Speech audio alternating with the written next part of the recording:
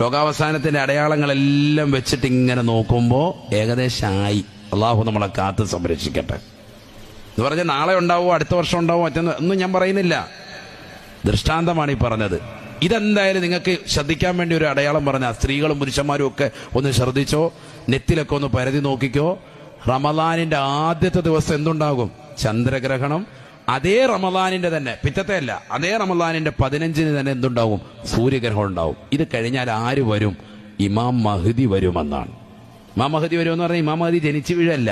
ഞാൻ മുമ്പ് പള്ളിയിൽ നമ്മൾ അത് ഓരോ ഘട്ടം ഘട്ടമായിട്ട് ആഴ്ചകളോളം നമ്മൾ പറഞ്ഞിട്ടുണ്ട്. ഇമാം മഹ്ദിക്ക് എത്ര വയസ്സായിരിക്കും എന്ന്? 40 വയസ്സായിരിക്കും. അപ്പൊ എന്ന് പറഞ്ഞാൽ ഇമാം മഹ്ദി റളിയല്ലാഹുവിന് ജനിച്ചിട്ടുണ്ടാകുമെന്നർത്ഥം.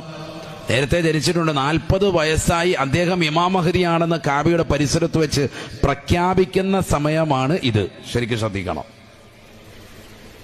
അള്ളാഹു നമ്മളെ കാത്ത് സംരക്ഷിക്കട്ടെ. ഞാൻ ഈ അടുത്തൊരു സഹോദരൻ എന്നെ ഒരു പേപ്പർ കാണിച്ചു. അതിൽപ്പെട്ടതാണ് 2027 റമദാനിലാകും ഇത് ഇങ്ങനെ ഉണ്ടാകുന്നതെന്ന് പറയുന്നുണ്ട്.